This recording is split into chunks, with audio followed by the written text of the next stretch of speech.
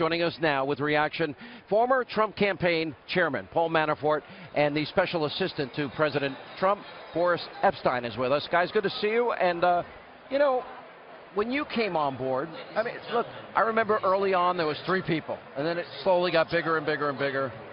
You were confident from day one. I remember the first conversation we had. Why? Because Donald Trump understood America. I mean, there was no question in my mind watching the crowds reacting to him, watching his message, that he had figured out that what the media was reporting on was the 2 coasts, but the great country, Main Street America, was suffering.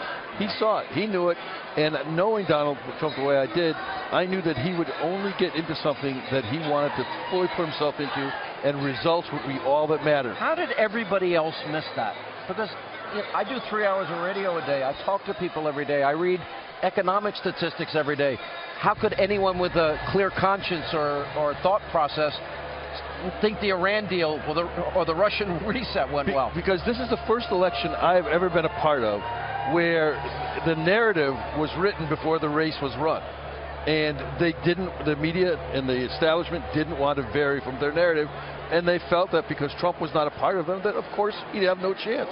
It was the same arrogance that Trump talked about with Brexit, and he said would happen in November, and it did. You know, I don't know if I can think of a moment in history where a movement has been this strong, this defined by a personality, as we've seen here, a guy that's never been in office before. He was the most incredible candidate I've ever worked for. And I... Tough days, too? In all ways, he was the most incredible candidate I ever worked for. But he believed in what he was doing. And the reason that the media and the establishment and the whole system couldn't get to him is because he was confident that what he was doing was what the American people wanted. You know, there were a couple of different points. You and I stayed in touch when you were in the campaign, when you left the campaign. You never lost that confidence, and I remember talking to you about a week before the election. You were 100% confident, and you and I were going over the electoral map together in this state and that state, and you pretty much called it right. I had a little bit different of a map than you did. I had New Hampshire. I thought Colorado might be in play a little bit more, but the Rust Belt really came through because they're the people that suffered the most. My concern Friday before the election was that people were not going to believe that we won when we won. And I started talking to people. I remember you said that too. I started talking to people over the weekend saying, look, I know you can think I'm crazy, but let me go down the map with you guys because you're not going to like what you're going to hear, but it's going to happen on Tuesday.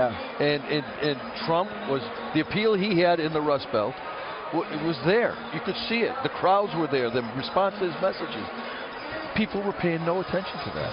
And so when Hillary kept giving Trump the free ride in those states, for him to walk in and talk to them, it was all he needed to be. And plus, I don't even know if it would have paid off if she did go. Well, you know, she never understood that this was a change election. And he did. And the American people did.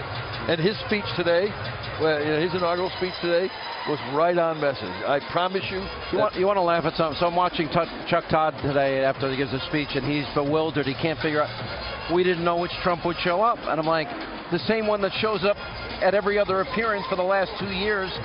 What did you expect? All of a sudden he's going to become an establishment, you know, person on day one? I don't think that's ever going to happen. And that's why those people who criticize his speech today, they'll be criticizing everything he does. Because they don't get it. They don't get the American people. They don't get Donald Trump. If they got one, they'd get the other because those two are in sync in this country. And today he offered hope. And what he has done in the transition, which, you know, the media was looking for him to vary from, he's been consistent. He's done in the transition what he said he would do as a candidate, and he'll do as president. You know, it was funny because we had different opinions with Geraldo wanting to talk about the pageantry, and Ainsley was talking about the family. And what stood out to me is when he said, I will not let you down. And then he went through some of the promises and talked about Twitter, and then he said, should I stay on Twitter? The crowd said yes. And then he talked about securing the borders, not only making America great, greater than ever. And that's the person that I got to know when I interviewed him. Deep, deep, solid conviction. I also saw a lot of growth in him in the year and a half through the campaign. I knew him beforehand. I watched him throughout the process, and I saw incredible growth and a trajectory, I think, as Newt Gingrich said, he'd never seen in politics before. The trajectory is unbelievable. Besides understanding the American people, he understood how to speak to them. And the more he interacted with the people, the more it helped him, as you call, grow. Yeah. I mean, because he was drawing his strength. Politics is an art, and the art of the deal is different than the art of political war, which he went through and learned fast. Paul, great job. Great to see you. Thank you so much. Okay, thank Appreciate you. it. All right.